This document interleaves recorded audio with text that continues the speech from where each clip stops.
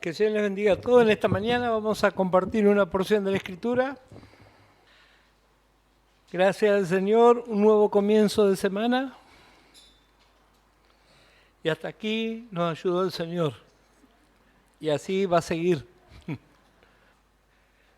Vamos a leer primeramente, antes de entrar en nuestro tema, el Evangelio de Juan.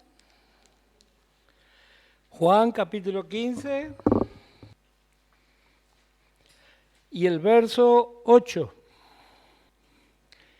Y vamos a leer en el nombre del Señor Jesucristo. Y dice así: en esto es glorificado mi Padre, en que llevéis mucho fruto y seáis así mis discípulos. Gracias al Señor por su palabra que nos muestra cuál es el deseo de nuestro Dios. Y aquí vemos la forma correcta de glorificar a nuestro Dios. Hay congregaciones que acostumbran a dar 3 glorias a Dios. Nosotros estuvimos con mi esposa un tiempo así.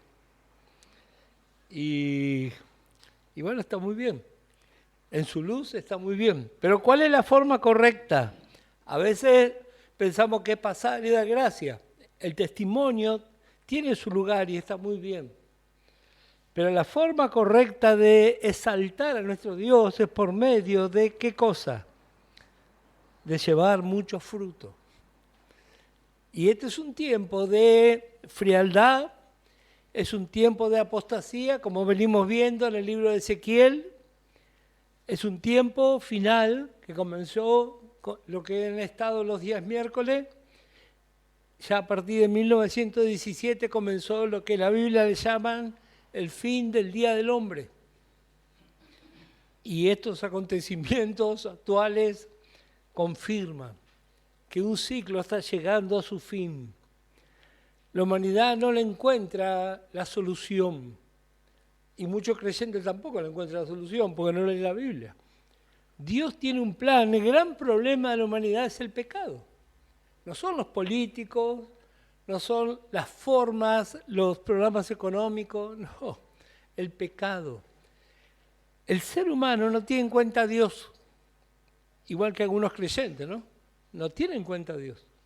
¿Cuál es la verdadera riqueza? Esa es una frase que cada tanto recordamos. La verdadera riqueza de los hijos de Dios y la verdadera riqueza congregacional es cuánto de Dios hay. Esa es la verdadera riqueza, lo demás no sirve de nada. ¿Cuánto de Dios hay en mi vida y en su vida? Eso sí que es riqueza. Lo demás son circunstancias. Cuando nos vayamos de este mundo, las cosas materiales van a quedar acá. Los títulos van a quedar acá. Pero lo que Dios hizo en nuestra vida, eso va a ir a la eternidad. Así que quiera el Señor que todos podamos glorificarle de esta forma, llevando mucho fruto y así ser sus discípulos. Hablando de este tiempo, no nos podemos abstraer para leer en la Biblia 2 Timoteo.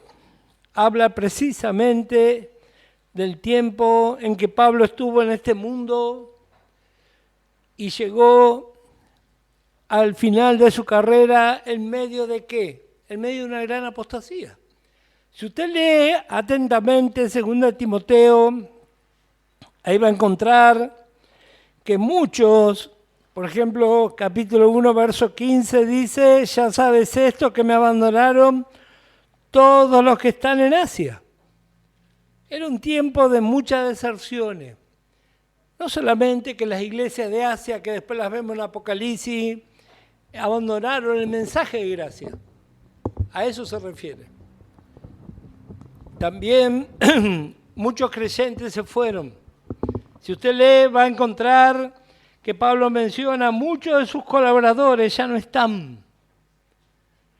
Y esto habla de este tiempo. Muchos abandonan el Evangelio de gracia porque son tentados por otras cosas que el enemigo le va a presentar. Pero, ¿qué dice aquí Pablo? 2 Timoteo capítulo 2, Esta es una carta que el Espíritu Santo inspiró para alentarle a Timoteo. Y así nuestro Dios nos alienta a nosotros también en este tiempo. Timoteo, viendo lo que estaba pasando, estaba realmente un poco desalentado. Y el Espíritu Santo utiliza esta carta para alentarle, para recordarle. Y llega un punto, capítulo 2, verso 19, que Pablo le tiene que recordar. Puede ser todo un desastre, sí, pero esto es inamovible.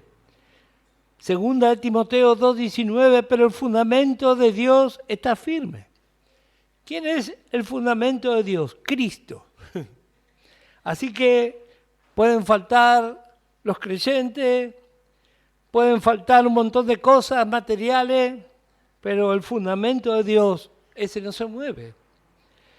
Y aquí Pablo hace mención a algo muy interesante. Aquí hace mención al sello real. Toda casa real en la antigüedad y en este tiempo tiene un sello. Y este es un sello que tiene 2 inscripciones. Dice, el fundamento de Dios está firme teniendo este sello. O sea, recordándole cuál es la consigna de este reino. ¿Cuál es la consigna? Conoce el Señor a los que son suyos. ¡Qué aliento! Cuando pasamos experiencia, cuando tenemos naufragio, hay un evangelio que de error, y como todo error es una basura que se metió por todos lados, que es el evangelio de que si andás bien con Dios te va todo bien. Eso es mentira, mentira. Si no, pregúntele a Pablo cómo le fue, al apóstol Pablo. Naufragó, le pegaron, estuvo preso, pasó hambre.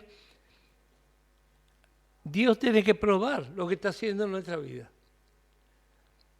Y dice, conoce el Señor a los que son suyos. Y este es un sello. No es que tenía 2 partes, sino que en los sellos reales había casas que tenían un rodillo, que con ese marcaban los documentos. Y esto nos da la idea de que es un rodillo. Conoce el Señor a los que son suyos y apártese de iniquidad todo aquel que invoca el nombre de Cristo. Esto también dice el sello. Así que qué bueno que conozcamos cuál es la consigna de Dios. ¿Qué es lo que representa la iglesia? ¿Cuál es el sello real de una iglesia? Dios nos tiene en cuenta, pero también nos alienta, dice, a apartarnos de lo que está mal. Dice. Qué bárbaro. Muchos creen que porque estamos en la gracia todo vale. El apóstol Pablo dijo, todo me es lícito, pero no todo me conviene. Hay muchas cosas que no convienen y nosotros hacemos. ¿Y qué más dice? Vamos a leer aquí esta porción. Me llama la atención como Pablo, sabiendo que estaba pronto a partir, hasta el último momento, estuvo ordenando la vida de iglesia. Y así también nosotros, lo natural, si tuviéramos una enfermedad terminal, no sé qué haríamos. Alguno diría, bueno, voy a disfrutar el tiempo que me queda. Pablo sabía que pronto iba a partir, pero aún así él va a seguir frutificando. Y dice, pero en una casa grande no solamente hay utensilios de oro y de plata, sino también de madera y de barro, y unos son para usos honrosos y otros para usos viles. Así que si alguno se limpia de estas cosas, será instrumento para honra, santificado, útil al Señor y dispuesto para toda buena obra. Huye también de las pasiones juveniles y sigue la justicia, la fe, el amor y la paz con los que de corazón limpio invocan al Señor. Pero desecha las cuestiones necias e insensatas, sabiendo que engendran contienda. Porque el siervo del Señor no debe ser contencioso, sino amable para con todos, apto para enseñar, sufrido, que con mansedumbre corrija a los que se oponen, por si quizás Dios le conceda que se arrepientan, para conocer la verdad y escapen del lazo del diablo en que están cautivos a voluntad de Él. Vemos aquí cómo Pablo le enseña a Timoteo y resalta la importancia de la madurez. La madurez. Dice el verso 22, huye también de las pasiones juveniles. ¿Y qué nos hace pensar o reconocer todo esto? Hay algo que está en la Biblia que nosotros por un tema cultural no conocemos mucho. En estos tiempos modernos no acostumbramos a utilizar animales para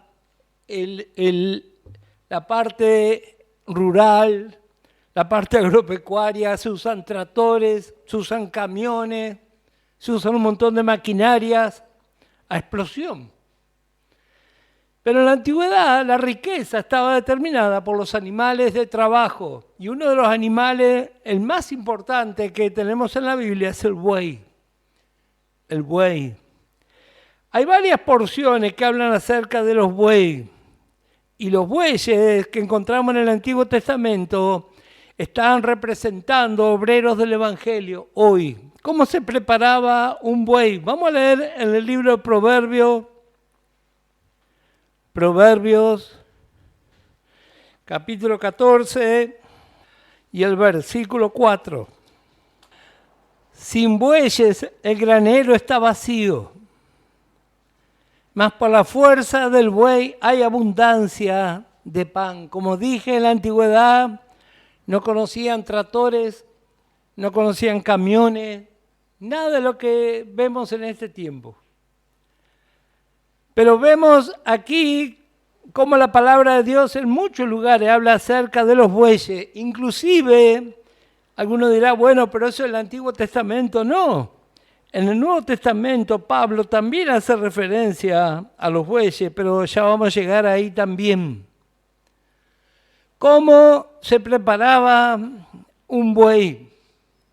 Bueno, seguramente si usted ha leído o ha escuchado, seguramente sabe. Se trataba de un animal, un toro, que había que castrarlo para que empezara una metamorfosis en su cuerpo, cambiaba su cuerpo, su forma de desarrollar la fuerza. Entonces ahí se iba a transformar en un animal útil. ¿Qué es, cómo se lo llama al principio cuando nace el hijo de una vaca? Ternero, ¿verdad? Ternero. En la Biblia se utiliza la palabra becerro. Es sinónimo de ternero. Becerro. Cada vez que Israel tuvo una rebelión hacia Dios, ¿qué hizo? Hicieron becerros. Eso habla de la carnalidad en el pueblo de Dios, exaltando a líderes jóvenes. En 2 ocasiones ocurrió eso. Ya vamos a ver. En 2 ocasiones. Uno fue Aarón, ¿se acuerda? Cuando Moisés tardó en bajar del monte, dice, ¿prepararon qué cosa? Un becerro. ¿Por qué no prepararon un buey? Un becerro. Porque esa es la tendencia humana, natural. La fuerza de la juventud, pero no es una fuerza que esté direccionada. Cuando se transformaba en un becerro, un ternero útil, cuando tenía 1 año. ¿Y cuándo se transformaba en toro y en qué tiempo se lo debía castrar? Cuando tenía 4 años. 4 años, ahí se producía el castrado. Para los que toman nota, ¿Dónde encontramos el becerro de oro? Éxodo 32, verso 1 al 5. Reitero, Éxodo 32, verso 1 al 5. Y en Primera de Reyes, capítulo 12, verso 28. Ahí encontramos a Jeroboam, ahí hizo 2 becerros de oro. Así la cristiandad moderna ha ido exaltando líderes jóvenes sin experiencia, por eso llegamos a donde llegamos. Ahí está el problema. No hay nada malo con los jóvenes, pero el joven tiene que aprender, porque es un proceso. ¿Y qué es lo que se ha hecho este último tiempo? Bueno, cualquier joven lidera. No tiene experiencia, no tiene Espíritu Santo. A veces el conocimiento creemos que es suficiente. No es suficiente el conocimiento, porque hay que experimentar. Hay que sentir el sabor amargo de las pruebas, de las circunstancias, para entender muchas otras cosas. Así que vemos aquí lo que dice Proverbios: sin bueyes no hay granos. Así que esto habla de un gran trabajo previo. Gracias al Señor por los bueyes que hemos conocido y por los que va a haber, seguramente, porque Pablo, que es el ejemplo, él preparó otros bueyes también. Por eso recién leíamos: huye de las pasiones de jóvenes. Esto no es para becerro, es para bueyes. El buey, como dije, tiene una transformación, una morfología sería la palabra correcta, que cambia su forma de su cuerpo y su constitución interna. Ahora, cuando leemos en la Biblia, había bueyes en distintas tareas. Y así también en la iglesia. Gracias al Señor. Hay bueyes que vienen a limpiar aquí. Hay bueyes que colaboran de distintas formas. Había bueyes que trabajaban en los molinos. Bueyes que araban. Y bueyes que trillaban.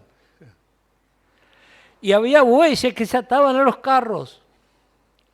Es muy interesante la vida del buey, porque el buey tiene muchas virtudes que podemos aplicar a nuestra vida espiritual. Por ejemplo, su paso y su andar. No es rápido, pero es muy seguro. Por eso, cuando dice la Biblia que los bueyes tropezaron cuando llevaban el arca, eso es algo extraño, que esos bueyes hayan tropezado. Ahí intervino Dios. El buey no tropieza. Es como que va tanteando dónde pisa el buey. ¿Cuánto puede avanzar un buey? En 10 horas, 25 kilómetros. Así que 2,5 kilómetros por hora. No sé, creo que un ser humano debe caminar más, ¿verdad? Eso puede avanzar un buey, pero con 30.000 kilos de carga. Es como un camión.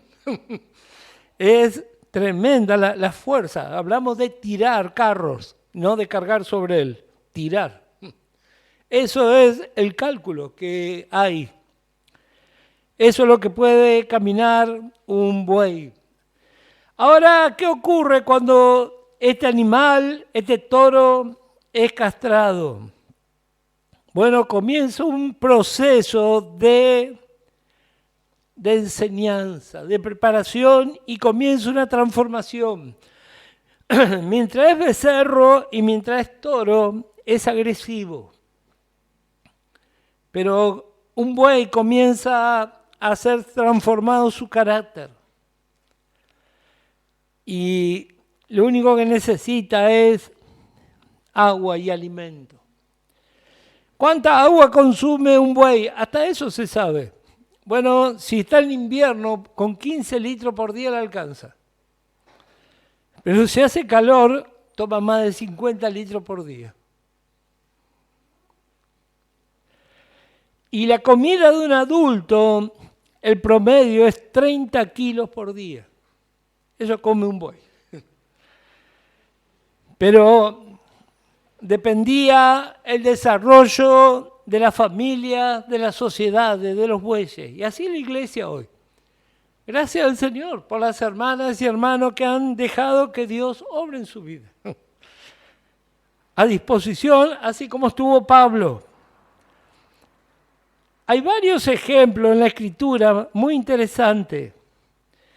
Simplemente voy a comentar para los que toman nota, en Éxodo capítulo 21, verso 28, habla de los bueyes que acornean.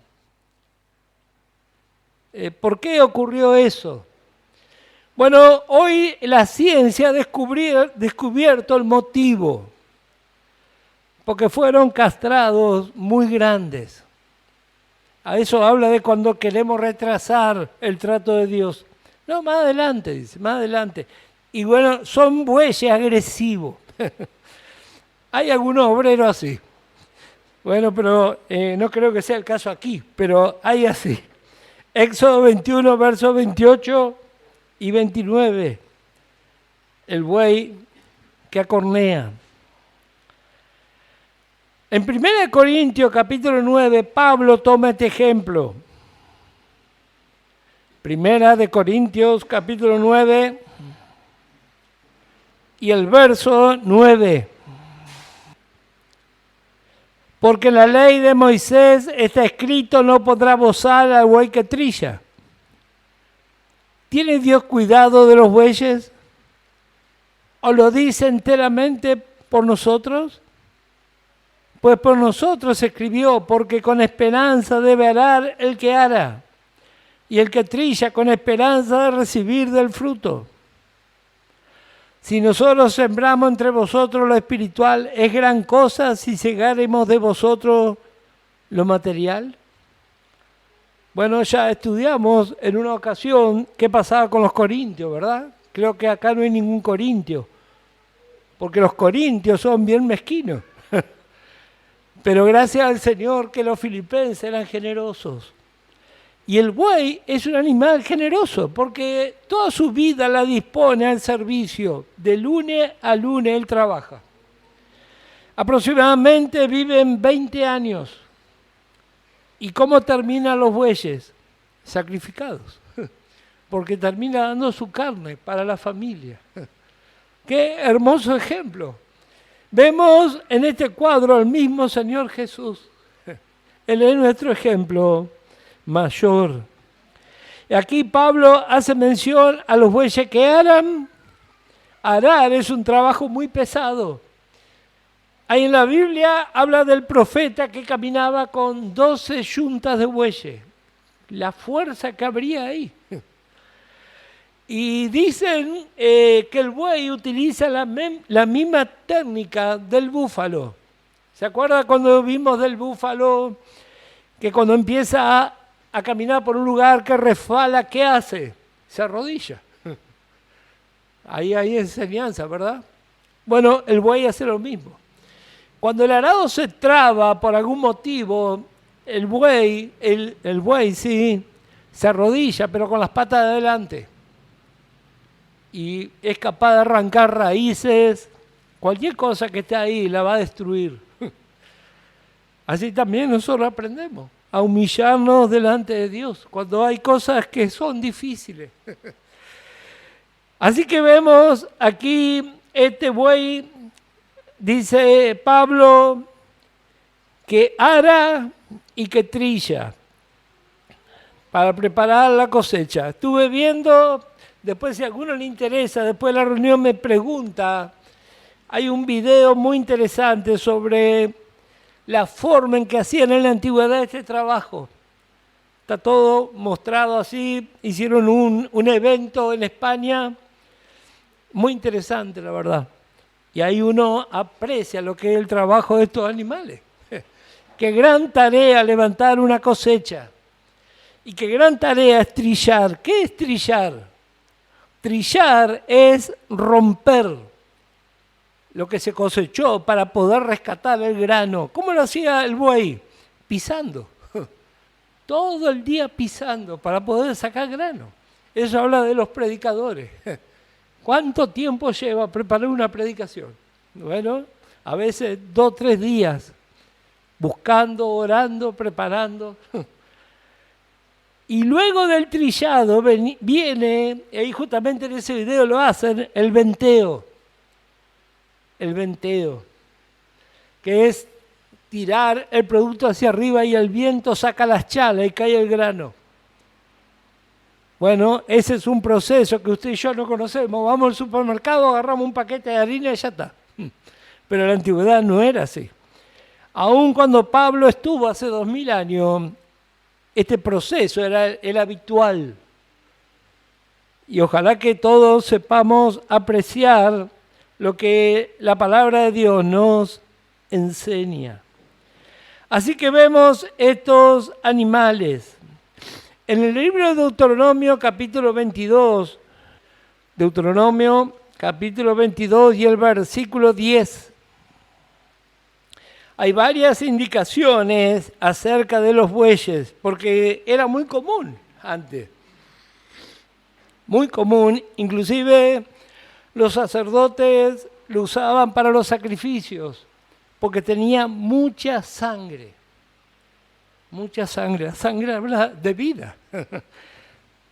Deuteronomio capítulo 22 y el verso 10. No ararás con buey y con asno juntamente. ¿De qué habla esto? Bueno, esto se lo conoce como un yugo desigual. Pero esto es literal. ¿Cómo que es un yugo desigual? Los dos son animales de fuerza. Uno es manso, otro es atrevido y violento. El buey habla de la nueva creación de Cristo y el asno habla de nuestro viejo hombre. ¿Y qué dice la Biblia? No ararás con buey y con asno juntamente. En lo natural, ¿qué era lo que acontecía? Bueno, los animales se los unía por un yugo, una madera que iba aquí en la parte de atrás del cuello. Pero el yugo en el buey va sobre el cuello, pero en el asno va sobre el hombro. ¿Y qué es lo que produce eso? En primer lugar, una fuerza despareja. Pero eso no sería lo más grave. Cuando eso ocurre, los surcos no son derechos. Y Pablo habla de esto. Vamos a ver qué dice en 2 Corintios capítulo 6. Imagínense, usted está preparando un campo, va a preparar una cosecha y los surcos eran así. Bueno, 2 Corintios capítulo 6.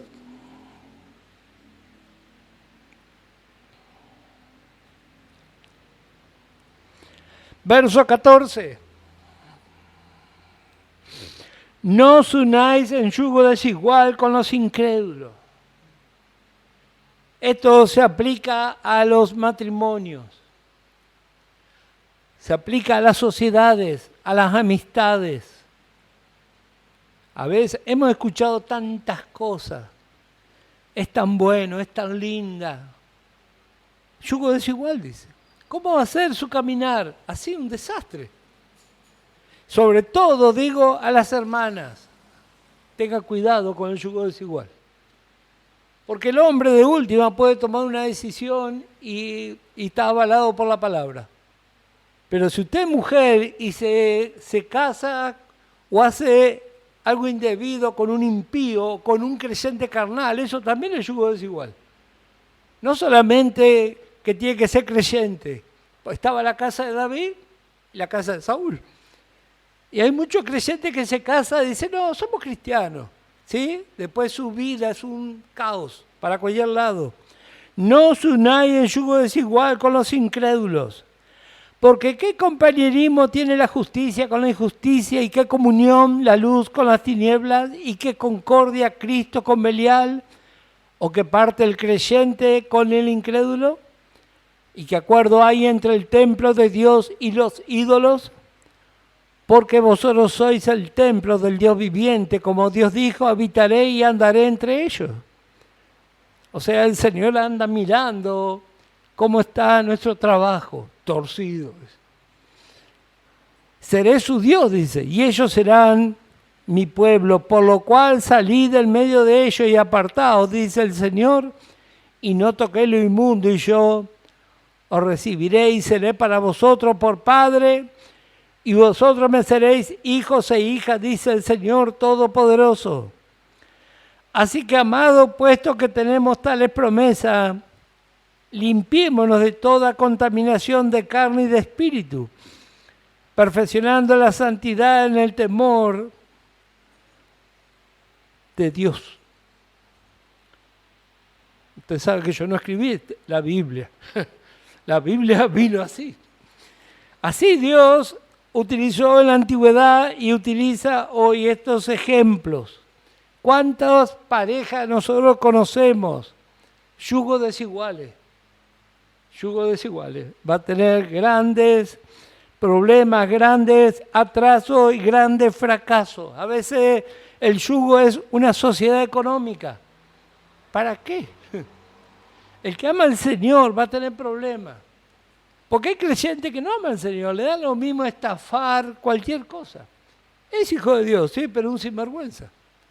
Entonces la palabra de Dios nos avisa. El yugo desigual produce una fuerza pareja y un surco torcido. Una fuerza despareja y un surco torcido. Así fue Israel. Dios le había hablado, Deuteronomio capítulo 7,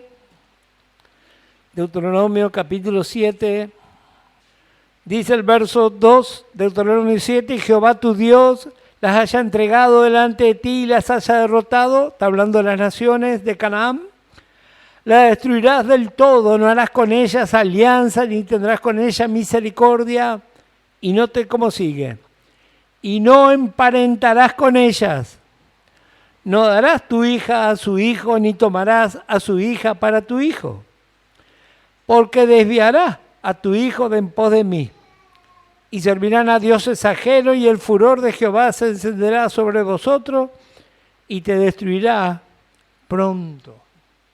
Dios le habló a Israel, le dijo, mirá que esto no te conviene, te va a traer problemas. ¿Y qué pasó? Bueno,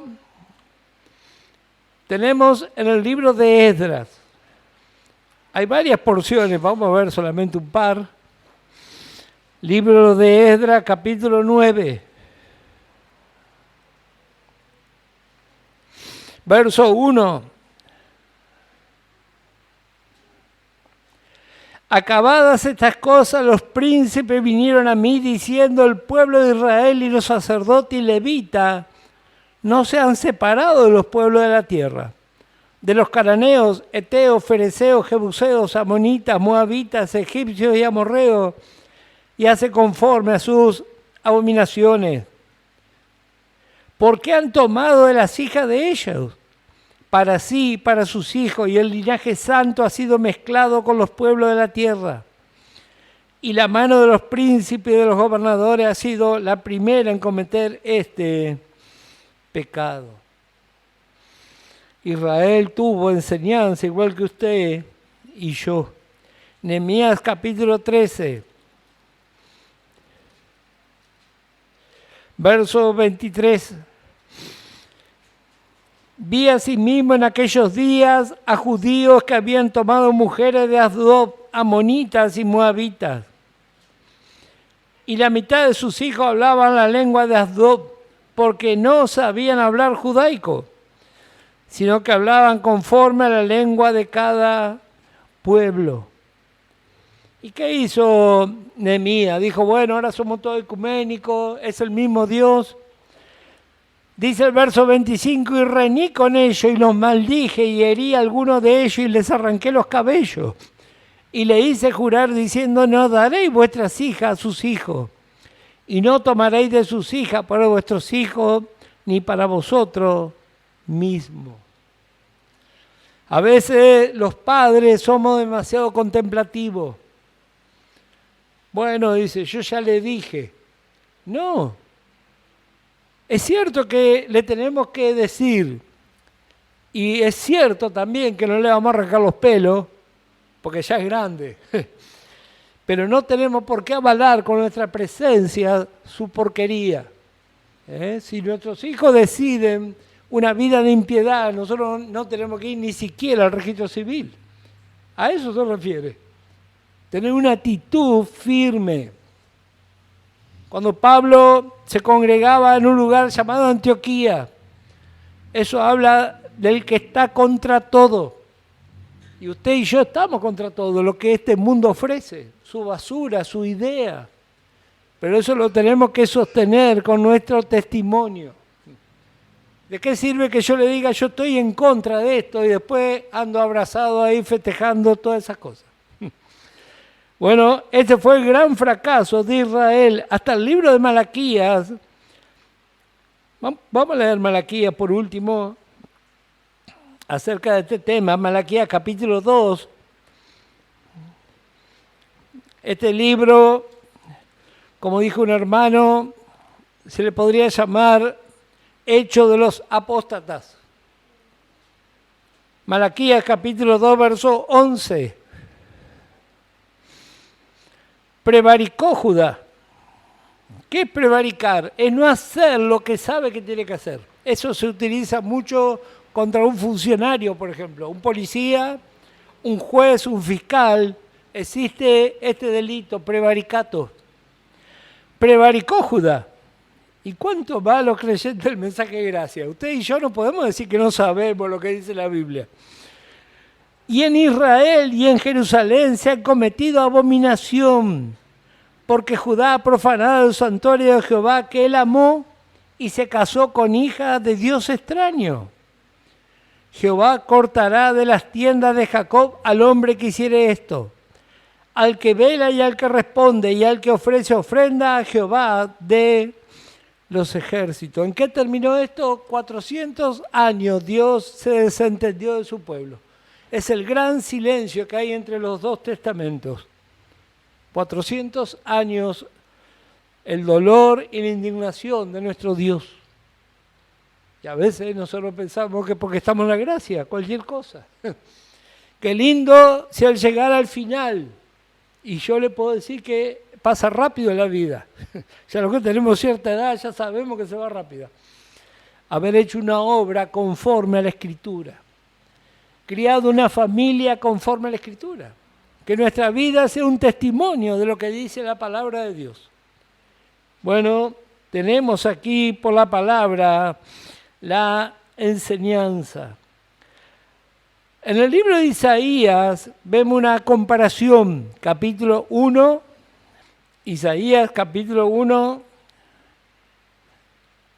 dice el versículo 2, oíd cielo y escucha tu tierra, porque habla Jehová.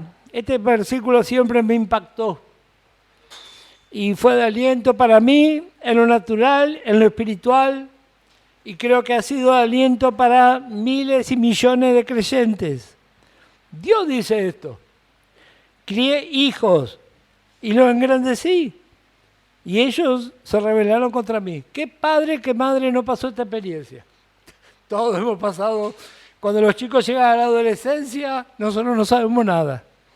Bueno, a Dios le pasó eso. Sus propios hijos se amotinaron, dice. Y mire lo que dice el verso que sigue. El buey conoce a su dueño, y el asno el pesebre de su señor. Israel no entiende. Mi pueblo no tiene conocimiento. Toma el ejemplo del buey. El buey conoce. El buey se familiariza. Y a tal punto, hay un pasaje en el libro de los Salmos, Salmo 123. También en este salmo vemos una costumbre, una tradición de la antigüedad que hoy no es tan común. Por eso es lindo interpretar la Escritura a la luz de lo que pasaba en ese tiempo. Salmo 123 y el versículo 2. Podemos leer verso 1 también, 1 y 2. A ti alcé mis ojos, a ti que habitas en los cielos. He aquí como los ojos de los siervos miran a la mano de sus señores, y como los ojos de la sierva a la mano de su señora. Así nuestros ojos miran a Jehová nuestro Dios, hasta que tenga misericordia de nosotros. ¿Por qué dice así? En la antigüedad, por siglos, los criados o los esclavos, los siervos, no hablaban con sus patrones. Por eso todo el tiempo tenían que estar mirando los gestos que hacían. Nos recuerda de Pablo cuando dice poner los ojos en Cristo. No hace falta hablar tanto, sino mirar. Así era esto, dice. Como los ojos de los siervos miran las manos de sus señores. Todo el tiempo donde se movían, ellos estaban mirando a su jefe. Y así también usted y yo tenemos que aprender a mirar al Señor. ¿Sabe cuántas cosas no nos enteraríamos? Porque estamos atentos al Señor. Pero como todavía no somos bueyes y somos toros, miramos para cualquier lado. Y nos peleamos, nos enojamos. Los toros producen eso, conflicto. Que el Señor nos ayude a mirarle solo a Él. He aquí como los ojos de los siervos miran a la mano de sus señores, y como los ojos de la sierva a la mano de su señora. Así nuestros ojos miran a Jehová, nuestro Dios. Así era la costumbre en la antigüedad, y así debería ser nuestra realidad hoy. Mirarle de continuo, mirar por su palabra. Qué feliz va a ser nuestra vida. Así el buey es transformado, es preparado, es usado y sobre todo es de gran utilidad. Qué lindo. Se ve que porque se me está acercando el tiempo, pienso, ¿qué van a decir el día que yo me vaya? Va a decir, se fue este pesado. O por ahí alguien va a decir, intentó hacer algo por el Señor. Todos nos vamos a ir un día. ¿Qué van a decir? Aquí en la carta a los Filipenses, yo le puse por título, Carta de un buey a otro buey. Filipenses capítulo 2, y con este vamos a terminar. Filipenses capítulo 2, y el verso 18, verso 12, perdón, de 12 al 18. Por tanto, amados míos, ¿quién escribe? Pablo, un buey. Le escribe a los fieles de Filipo. Por tanto, amados míos, como siempre habéis obedecido. Ve que este no es un toro, este es buey. Obedece. No como en mi presencia solamente, sino mucho más ahora en mi ausencia. Dicen los que estudian el fenómeno de los bueyes que cuando están en los molinos trabajan solos, horas, hasta que los van a parar. Y así también la vida de los fieles, no precisa que se lo esté observando. Dice, no como en mi presencia solamente, sino mucho más ahora en mi ausencia, ocupados en vuestra salvación con temor y temblor. Porque Dios es el que en vosotros produce así el querer como el hacer por su buena voluntad. Haced todo sin murmuraciones y contiendas. Este no es toro, no necesita pelearse con nadie. Para que seáis irreprensible y sencillo hijo de Dios sin mancha, en medio de una generación maligna y perversa, en medio de la cual resplandecéis como luminares en el mundo. Asido de la palabra de vida, para que en el día de Cristo yo pueda gloriarme de que no he corrido en vano, ni en vano he trabajado, y aunque sea derramado libación, sobre el sacrificio y servicio de vuestra fe me gozo y regocijo con todos vosotros. Y asimismo gozaos y regocijaos también vosotros conmigo. El fin de los bueyes, ¿cómo era? Terminaba alimentando a la familia. Toda su vida estaba al servicio de esa gente. Pero aquí vemos que Pablo preparaba otros bueyes también. Y eso es lo que también tenemos que hacer. Verso 19. Espero en el Señor Jesús enviaros pronto a Timoteo, para que yo también esté de buen ánimo al saber de vuestro estado. Pues a ninguno tengo del mismo ánimo, y que tan sinceramente se interese por vosotros. Porque todo busca lo suyo propio, no lo que es de Cristo Jesús. Pero ya conocéis los méritos de Él, que como hijo a padre ha servido conmigo en el Evangelio. Así que a este espero enviaros, luego que yo vea cómo van mis asuntos y confío en el Señor, que yo también iré pronto a vosotros.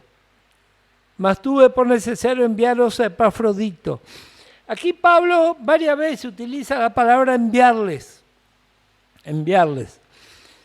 Para que alguien envíe a otro a un lugar distante, sin micro, sin transporte como conocemos hoy, esos hermanos tenían actitud de buey.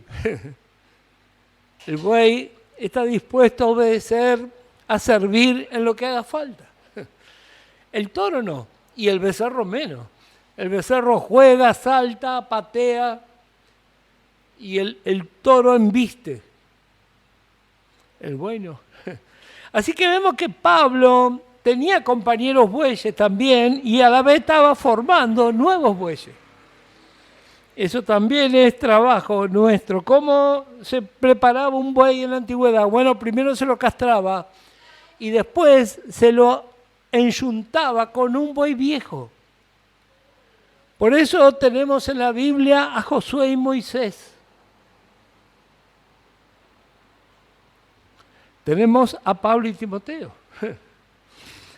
Siempre había uno viejo y uno joven preparándose. Tenemos Elías y Eliseo. Juntas. Así, este tiempo, hay hermanas y hermanos que son ejemplos. Los jóvenes aproveche, deje de perder su tiempo como un becerro por ahí. Aproveche a formarse, a prepararse. Capítulo 3 de Filipenses, por último. Usted puede terminar de leer luego el capítulo 2. Habla acerca de la preparación de estos bueyes.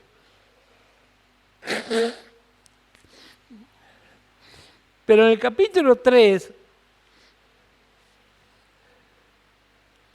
vemos algo distintivo de la escuela de los bueyes. Verso 17.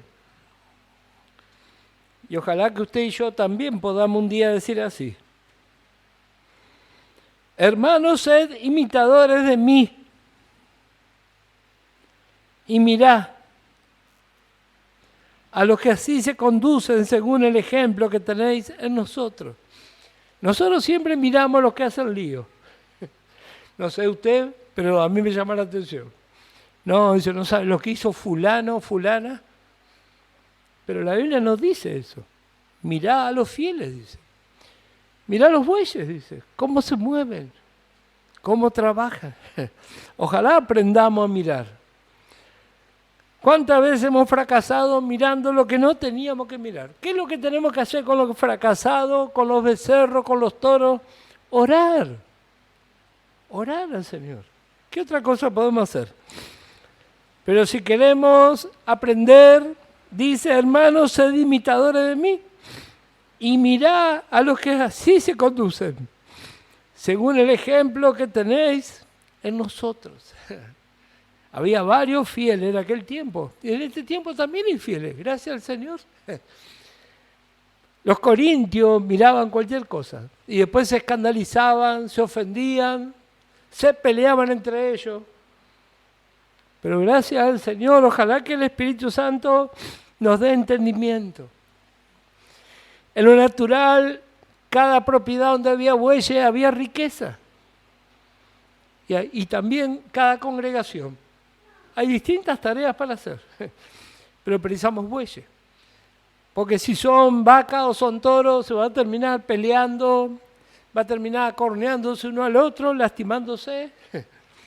Y ese es el trabajo que hace la palabra de Dios. Es el mismo mensaje. ¿En qué cambia? La disposición. La misma palabra dio el apóstol Pablo a los filipenses, a los corintios, a los gálatas, era la misma palabra, pero en algunos hizo efecto y en otros no. Y yo me doy cuenta, en la congregación pasa lo mismo. Algunos rinden su vida y son útiles y otros no. Son como los toros. Todo el tiempo problemas.